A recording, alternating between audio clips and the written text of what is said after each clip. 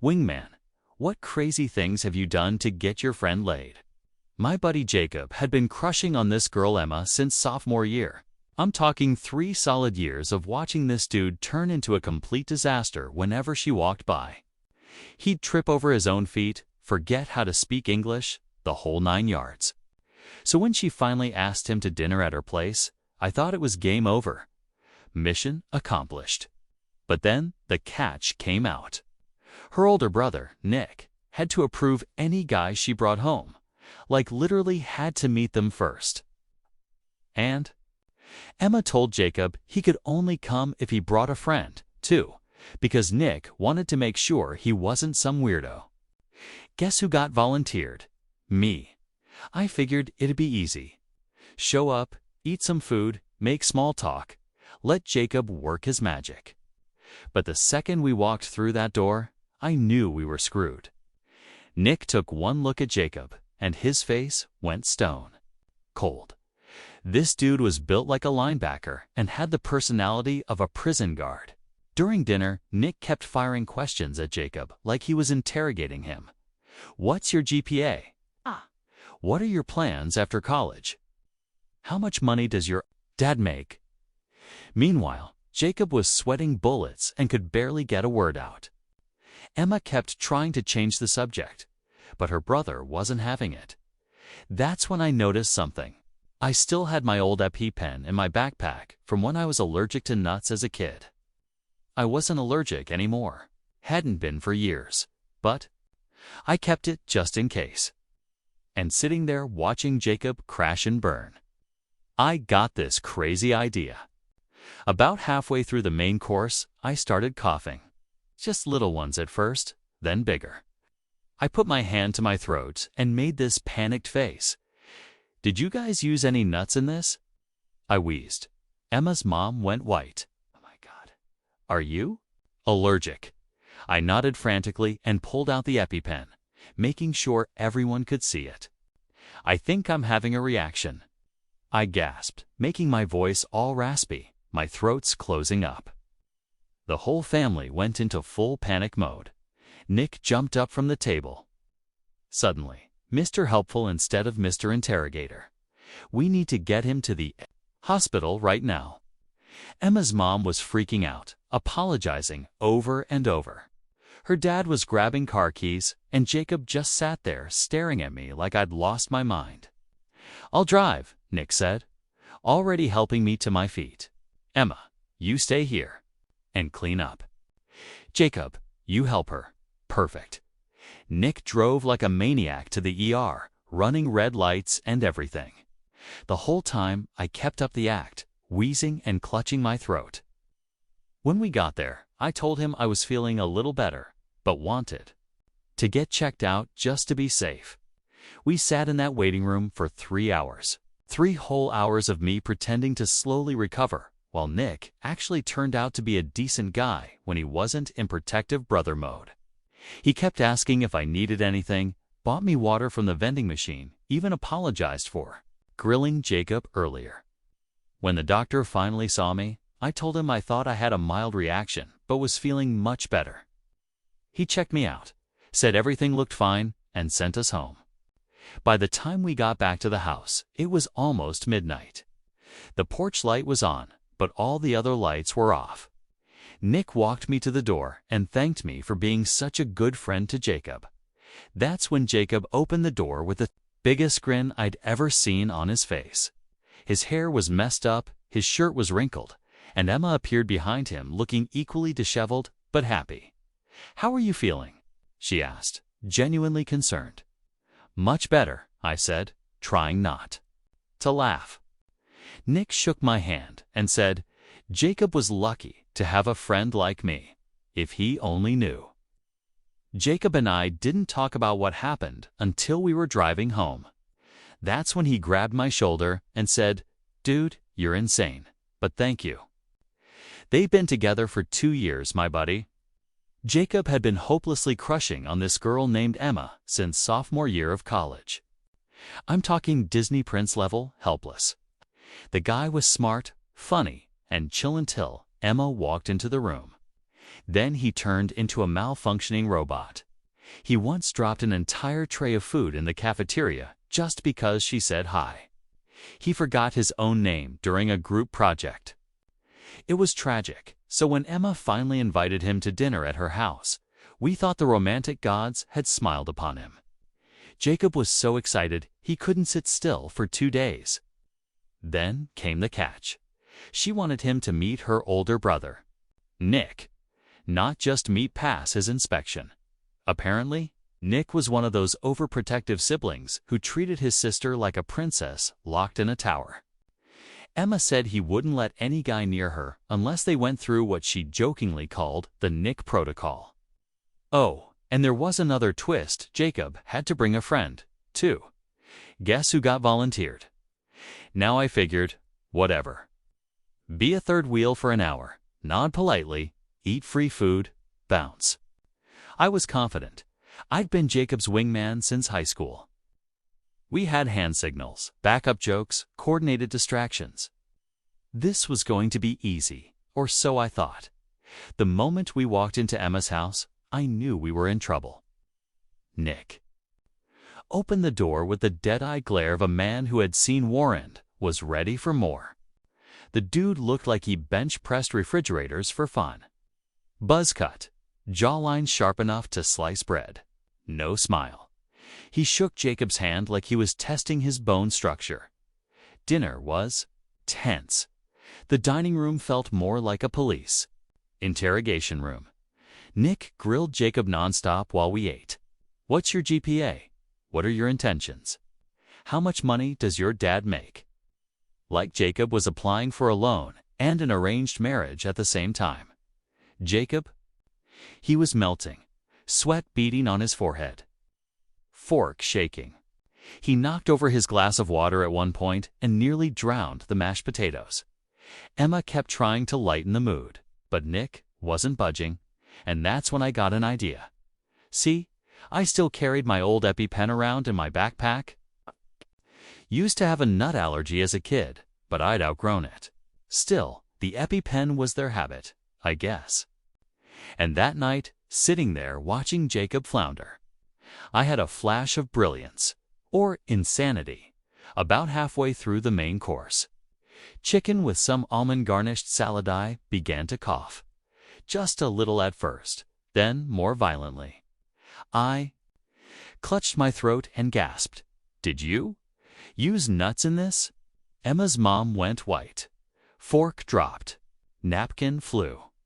Oh my God, are you allergic? I nodded frantically. I think I'm having a reaction, Kaya rasped, pulling the EpiPen from my bag like it was a holy relic. Panic ensued. Koa Nick transformed from Drill Sergeant Doom into action hero mode. Let's go. We're going to the hospital. Koa, he barked, already hauling me to my feet. Emma's mom was apologizing like she'd just poisoned the Pope. Her dad fumbled with his car keys, and that's when the brilliance of my plan kicked in. Jacob, stay here, Nick ordered. Help Emma clean up. We've got this. Bingo. As we pulled away from the curb, I glanced back and saw Jacob standing in the doorway, mouth slightly open, eyes wide with confusion. Emma was next to him, already leading him back inside. Mission?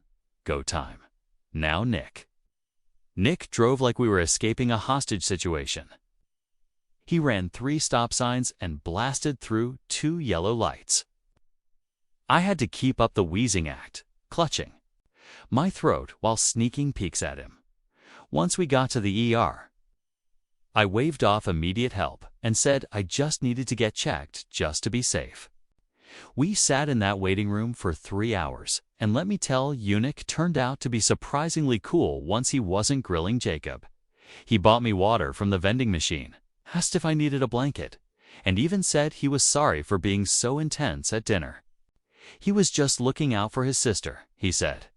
She'd been through some bad relationships. I nodded, still fake recovering, but also kind of respecting him now. When the doctor finally saw me, I told him I felt better. Mild reaction, maybe? He nodded, gave me a once-over, and sent me home. No drama. Nick drove me back, thanking me again for being such a good friend to Jacob. You really stuck it out, man. That's rare, he said, pulling into the driveway.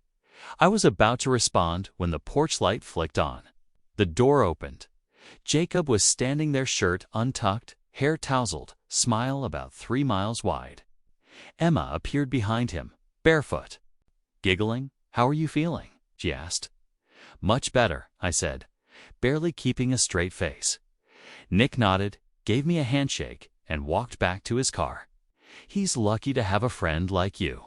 If only he knew, Jacob and I didn't talk until the ride home.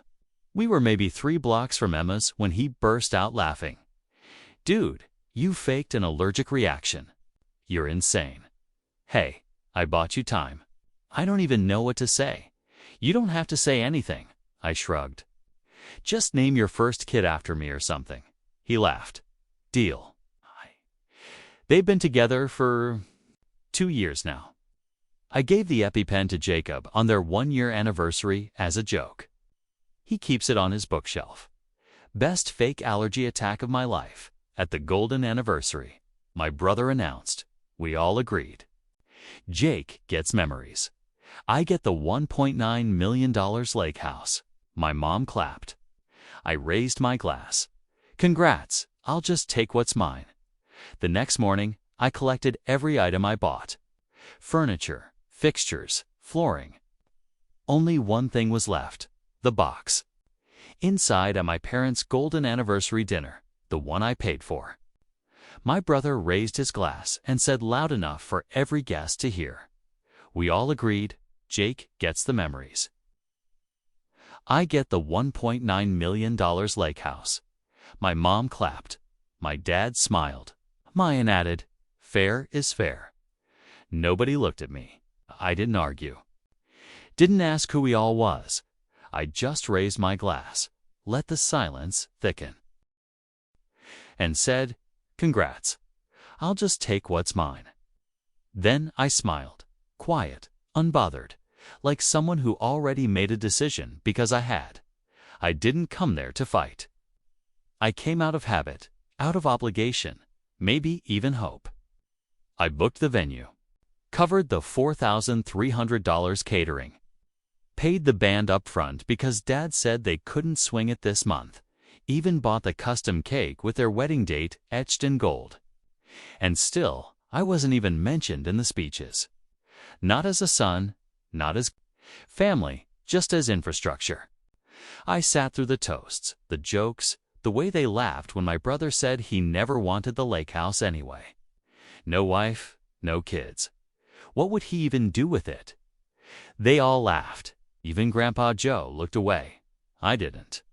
I took a bite of the overpriced filth, wiped my mouth, and said nothing because I'd already felt the shift, the mechanism kicking in. It wasn't rage. It wasn't even hurt. It was clarity. The cold mechanical kind. The kind that clicks on after years of being tolerated, not seen.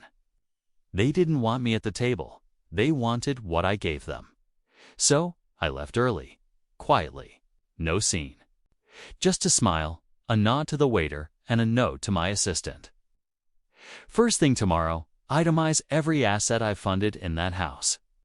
They wouldn't see the fallout coming because in their eyes, I'd always be the reliable one, the fixer, the donor, the ghost. But that night, I stopped being invisible and I started keeping receipts. I didn't sleep that night, not because I was upset. I'd already passed that stage years ago. I stayed up thinking, remembering, not moments, patterns.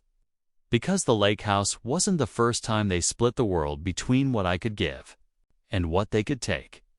I remembered the time I covered my sister's $9,800 wedding reception.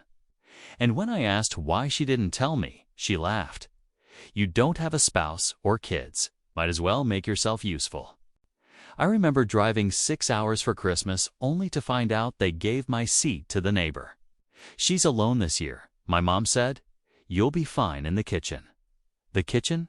And when I left quietly, without drama, my sister texted, "Wow, can't handle being overlooked." Huh.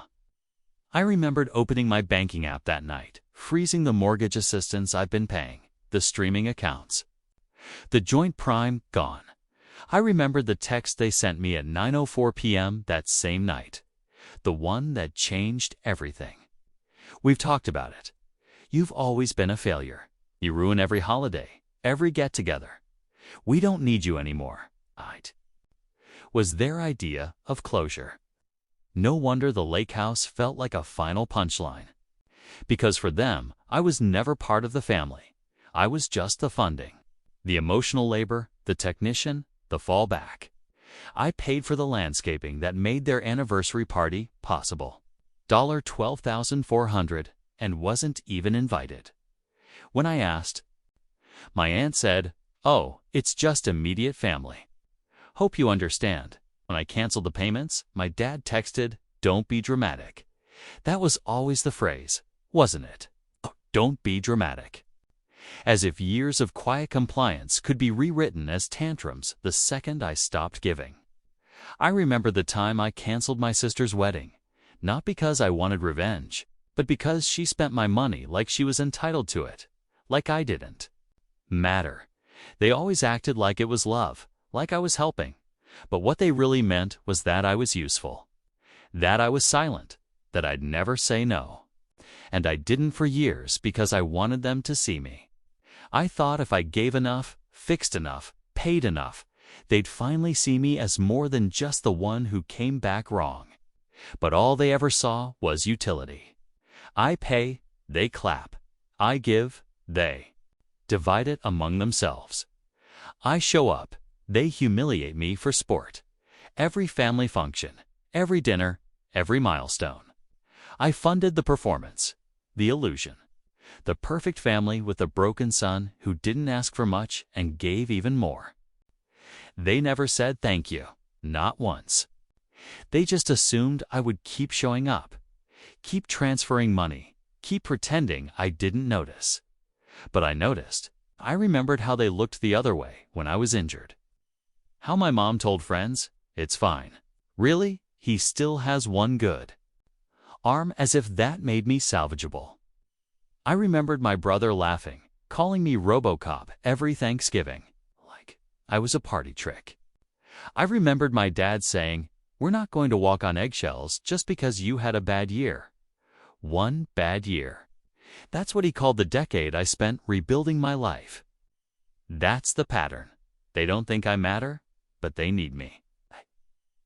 Want the gifts without the giver, the service without the person, the access without the acknowledgement. I used to think maybe they just didn't know how much I gave, but that wasn't it. They knew. They counted on it. That's why the lake house wasn't a surprise, was just the final confirmation. And as I stared at the glass of whiskey in my hand that night, I made a decision. I wouldn't keep giving. Not my money, not my silence, not my name. I would take back everything because I wasn't the son who came home to make things better anymore. I was the son who came back to turn off the power. The morning after the lake house announcement, I didn't make a scene.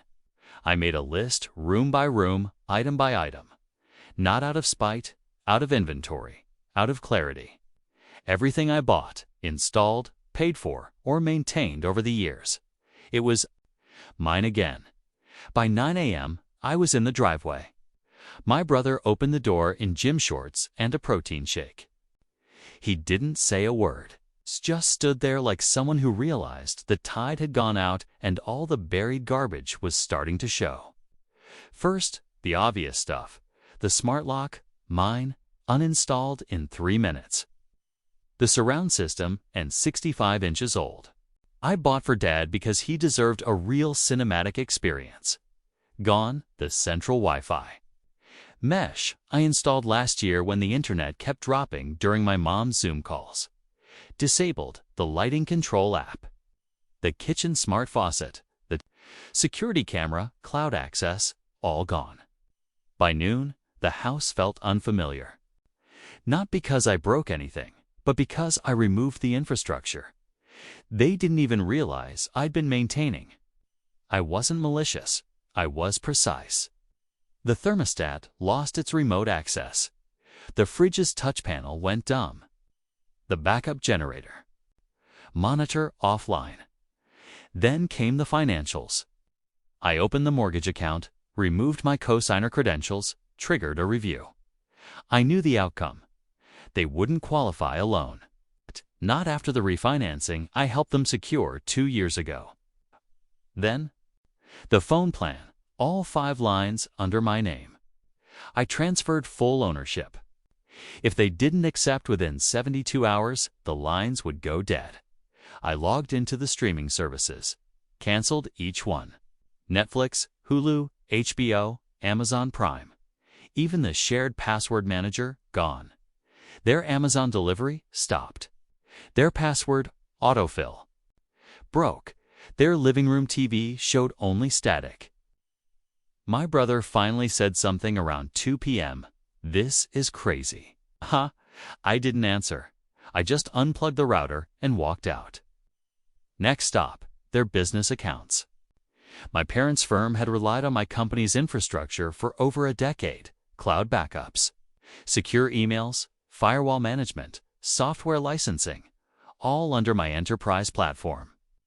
Never charged them a cent. I opened the portal, reclassified.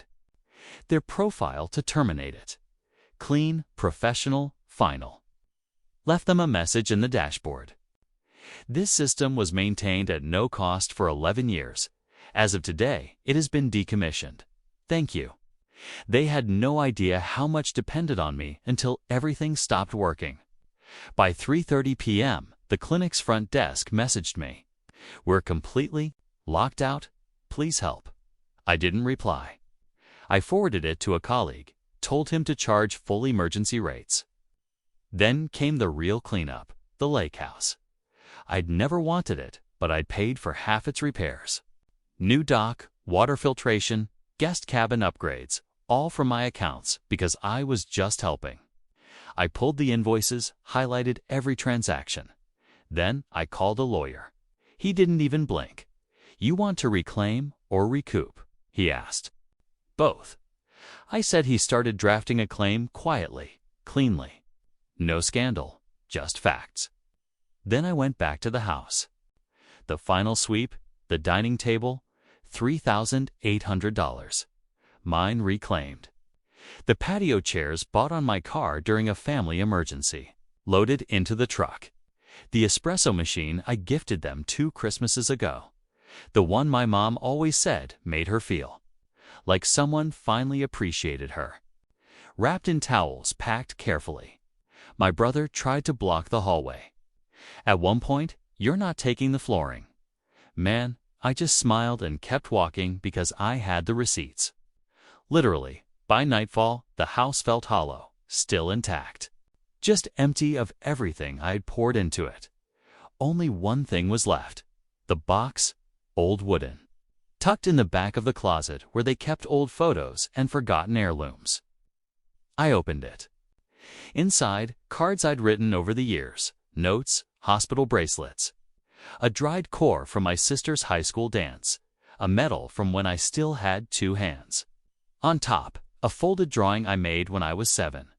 My family, it said, stick figures smiling. They'd kept it even after everything. I stared at it for a long time. Then I closed the box, left it on the dining table. The only thing I didn't take because I didn't want memories. I wanted space. I drove home that night and slept like I hadn't. In years, no calls, no texts, no guilt, just silence. And I finally understood. I hadn't destroyed the family. I'd simply removed myself from the machine that kept it running. They didn't call right away. Not the next morning, not the day after that. The silence stretched into 4 full days. But it wasn't peace, it was pressure. Like a pipe swelling from the inside, waiting to burst. And then it did. Day 5, 8:17 a.m., I got the first group message from my mom, dad, and brother. "You're overreacting. This was a family decision.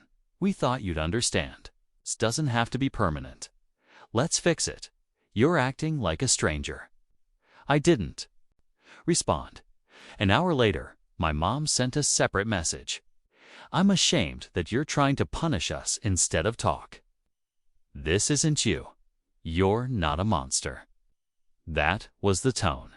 Not apology, not ownership, just denial, panic, and projection. They weren't sorry. They were scared because for the first time in years, I'd removed the net, the fallback, the fixer. By lunchtime, my voicemail was full. My dad left to identical. Messages back to back. Just call me. Don't do anything stupid. What they meant by stupid was permanent. They knew I wasn't bluffing anymore. By evening, it got worse. Aunt Renee posted a vague Facebook status. Some people will throw away blood over ego. Subtle. Not enough to name me, but everyone knew. Then came the real escalation, the smear campaign. It started with a message from my cousin Ellie. They're saying you're having a breakdown. Attached was a screenshot from the family group chat, the one I was no longer in. My brother had written, he's been acting differently lately. We need to give him space. He's not thinking clearly. Then my mother. This is what happens when you bottle things up for years. He was always so distant. They weren't just trying to win sympathy. They were rewriting history. I wasn't strategic. I was spiraling. I wasn't setting boundaries. I was dangerous. And yet, not a single person messaged to ask what actually happened. They just assumed the old story was still true. The quiet brother, the awkward one, the one they pitted. But I wasn't that person anymore. I was the storm they didn't see coming. That night, I got a call from a block number. I almost didn't answer. It was Melissa, my brother's girlfriend. Her voice was shaking. They're trying to bury you. She said she'd overheard a conversation. My parents had a meeting, actual words she used, where they sat down and drafted a timeline. Trying to make it look like I've been erratic for years. Trying to spin everything, the wedding cancellation. The streaming accounts, the business systems, all as signs of mental decline. Not strategy, not calculation, breakdown. Melissa said even the therapist they used once was being pulled in. My mom had called her asking if she'd ever noticed signs. That was when I knew they weren't trying to win me back. They were trying to discredit me. To erase everything I'd done by painting me as unstable. The emails came next. 2 anonymous ones sent to my workplace. Vague accusations, concerns about recent emotional changes, references to concerning behavior. I traced the IPs. One came from my parents' town library, the other from a residential ISP. I didn't need more than that.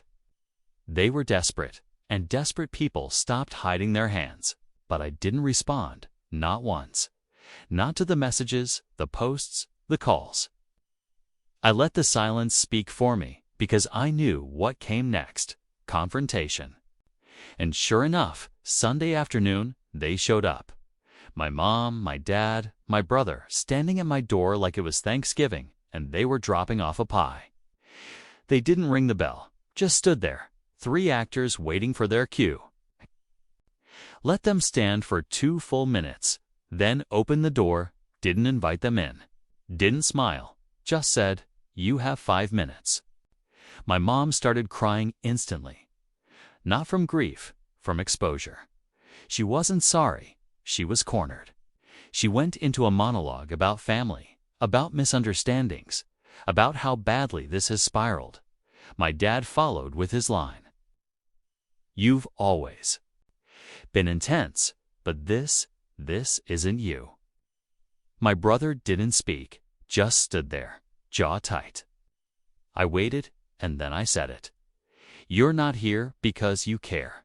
You're here because the power's off and you don't know how to live in the dark." Silence.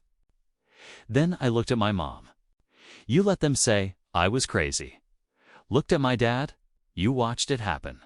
Looked at my brother, and you started it. That was when my brother broke. You're throwing your own family away? For what? Pride. I almost laughed. No. I'm throwing you out for survival. They weren't used to this version of me. It's the one who didn't flinch. The one who didn't need their permission to be finished. My mom tried one last thing. We're your family. And I said it clearly. Finally, no, you were. Now, you're just people. I used to pay for, and I closed the door. They didn't knock again. They didn't scream. They just stood there, broken, bewildered, realizing that the system they built around me had collapsed, and that they had no idea how to rebuild it without me. They didn't expect me to go public. That was their last illusion, that I'd stay quiet. That even if I pulled the funding, the systems, the support, I'd still protect their image. They thought I'd stay in the shadows. That my silence was loyalty. It wasn't. It was restraint. So, I opened the vault. First, the post, a simple caption. For those asking why I went quiet, here's what silence was covering. Attached were screenshots. The group chat where my mom said he's always been unstable. My brother's message calling me a sunk cost. The canceled invoices I paid. The defamation email traced back to their network. I didn't add commentary. No hashtags, no anger, just facts. Within an hour, the post had over 300 shares. Friends, colleagues, even distant relatives. Then I uploaded the second file. The video footage from my own doorbell cam. My mom standing in my driveway, my dad behind her throwing bricks, swinging branches, screaming. The same people who said I was spiraling. It's the same people now screaming. We gave you everything. Blurred faces. Not because I had to, but because I wanted the focus to be on truth, not vengeance. Then came the final upload. A PDF titled Receipts. It had bank records showing payments I made for their mortgage. Streaming, weddings, tuition, email confirmations with my signature authorizing home upgrades. Travel, business systems, legal. Filings proving I'd removed myself from their debts. No edits, no interpretation, just reality. And then I closed my laptop, didn't check for comments, didn't wait for reactions because the truth wasn't for them. It was for the people they tried to lie to. By evening, my inbox was full. Old friends, coworkers, a few cousins, one message. Stood out from my cousin Ellie. You didn't destroy the family. You revealed it. Even better, one from my uncle's dental clinic assistant. So you were the one keeping it all running. We had no idea. They always said you were just the IT guy. We're sorry. That hit different because that's what the family narrative always was. I was the broken one, the helper, the sad one who needed purpose. And now they knew I was the structure. And when I walked away, everything collapsed. No drama, no revenge, just balance. By the next day, my mom had deactivated her social media. My dad's email auto-replied. Out of office indefinitely. My brother went quiet online, deleted old posts, changed his profile to private. It wasn't shame. It was exposure. They couldn't spin it anymore. Not when the receipts were public. And that was the moment the balance shifted. They didn't just lose a son. They lost the story they told about him. They asked to meet one last time. No group message, no pressure, just a short email from my dad. If you've got 10 minutes, we'd like to see you. No drama, just closure. It felt rehearsed, calculated, polished to sound reasonable, like they'd finally hired someone to edit their apologies. I didn't reply. I showed up. Same house, same driveway, same front door I'd walked away from months ago. My brother wasn't there. It was just my parents waiting in the living room. Like this was some twisted version of a family counseling session. My mom stood up when she saw me, eyes already glassy. My dad didn't move. Thank you for coming. She said like we were strangers doing a business deal. I didn't speak, just nodded once and sat across from them. The room was too clean, too staged. The fireplace flickered even though it was July, and the coffee table had 2 mugs set out. One labeled World's Best Son. My mom pushed it toward me like it was going to reset the board. I didn't touch it. Dad cleared his throat. Then he launched in. We thought a lot about what happened and what we said, and we want to be clear. We didn't mean to make you feel unwanted. He said it like he was trying not to trip over a legal line. Like this wasn't a confession, just carefully worded damage control. My mom chimed in next. You've always been so strong, so capable. We didn't realize how much pressure you were under. They didn't realize. That was the theme of the day. Not we ignored you, not we used you. Just, oops. We didn't notice. I let them talk. I let them list off their regrets. Their regrets about how things looked. Their sadness that the family was so fractured now. They talked about therapy, about rebuilding trust, about starting fresh. They used every phrase except the ones that mattered. We were wrong. We were cruel. We treated you like a service, not a son. Finally, my dad said, "We miss you." Then silence, waiting, and I gave them what they didn't expect. I stood up, calm, collected, and I said, "You didn't miss me. You missed the infrastructure. You missed the funding. You missed the version of me that paid, stayed quiet, and let you believe this was love." My mom gasped. My dad blinked like someone had slapped him. I didn't stop. You don't miss me. You miss what I gave. The free labor, the silent compliance, the automatic yes. I turned to my mom. You let them lie about me. You let them say I was unstable. And when I stayed silent, you called it peace. It wasn't peace. It was me surviving you. Then to my dad, you taught me loyalty meant obedience. That love was earned through sacrifice. But it wasn't love. It was utility. They tried to interrupt. I kept going. You don't get to ask for grace after decades of casual cruelty. You don't get to pretend this was a misunderstanding. It was a transaction. And I finally canceled the subscription. My mom started to cry, not quiet tears, loud heaving sobs like she was auditioning for absolution. I didn't move. She whispered, "But we're still your parents." And I said, "You were. And you spent that title like a credit card with no limit. Now it's maxed out, and you're the ones who defaulted." My dad stood up. He looked older than I remembered. Smaller, like he'd been deflated. He said one thing, voice breaking. "So that's it. You're just done." I looked him in the eye. "No, I was done the night you gave my seat away for hardwood discounts. This is just me turning off the lights." They didn't have anything left to say, and I didn't wait for a goodbye. I walked out past the framed pictures they never updated. Past the fireplace they kept lit for show. Past the fake mug that said World's Best Son. I closed the door behind me, didn't slam it, just clicked it shut like a chapter ending. That night, I got one last message from my mom. "You'll regret this. One day, family is forever." And I replied with the only truth they never prepared for. "No. Family is earned, and you returned it broken." Then I blocked her number. Then I slept. No guilt, no noise. No weight on my chest because I didn't just say no to them. I said yes to myself for the first time in 20 years.